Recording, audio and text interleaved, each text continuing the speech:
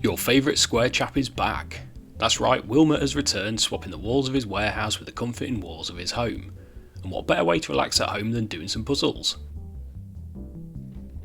Wilmot signed up for a puzzle subscription service that sees daily boxes delivered to his home by local postwoman Sam. You take delivery of your first box, open it and scatter the pieces across the floor. You grab the pieces, move them around and arrange them to make beautiful pictures. If pieces match, they'll fuse, allowing you to carry this new bigger piece around the room. Once you've placed all the pieces together, you can carefully place the finished piece on the wall, and then there's a knock at the door. It's another puzzle box.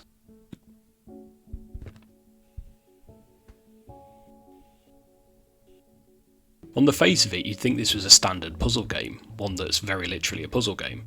But as with Wilmot's Warehouse, it's more about the meta game, the game within the game. You see, when a puzzle box is delivered and you spill out its contents across the floor, you'll recognise similar pieces. You'll try putting them together. This must connect to this piece. No. Well, this piece must. No. They just won't fit. As it turns out, the cheeky scamps at the puzzle packing factory have merged two similar looking puzzles together. So you shift those pieces that can't connect into the corner of the room for later.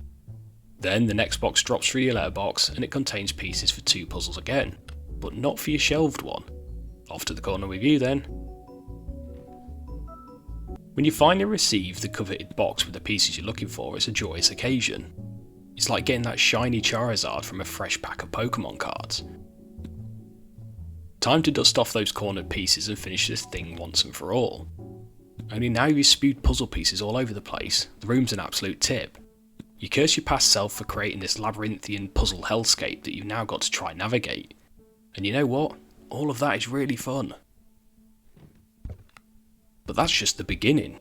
Completing the first level unlocks a new room in your house, and with that, the ability to go full Lawrence Llewellyn-Bowen on it. You can choose the wallpaper style, the room's colour, and the accessories to make the place your own. But now begs the question as to which puzzles will look best placed on its wall. It's a blue bathroom. How gauche. So do you bring all the blue puzzles inside, or go full interior designer wanker and complement the blues with oranges?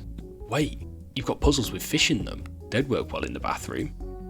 Outside of a few achievements, Wilmot Works It Out offers no direction for how to lay out your rooms. It's completely up to you. This style of gameplay paired with the lovely artwork and gentle soundtrack creates a game of serenity. You can truly relax while playing it. It's escapism at its purest. However, if you're something of a daredevil, if the thought of a peaceful time just doesn't tickle your fancy, Wilmot Works It Out as a game mode for you.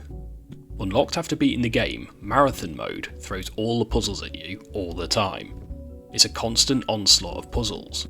Box after box is delivered to your house, beating you into a frenzy as you try to build every single puzzle in the game in one tiny space. It's chaos. It's the yin to the main game's yang.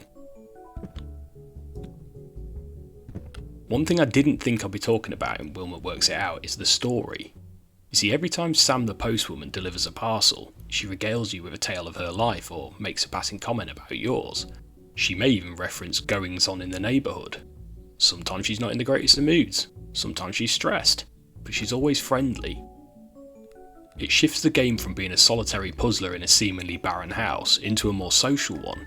You're creating your puzzles in a living, breathing world. There's a life going on outside these walls. Your life.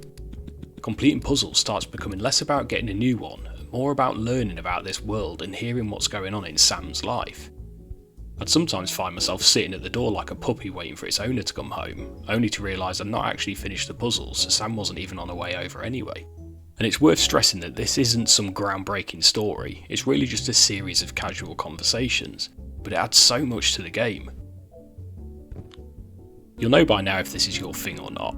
It's a puzzle game, and your enjoyment levels will be dictated by how much you like doing puzzles.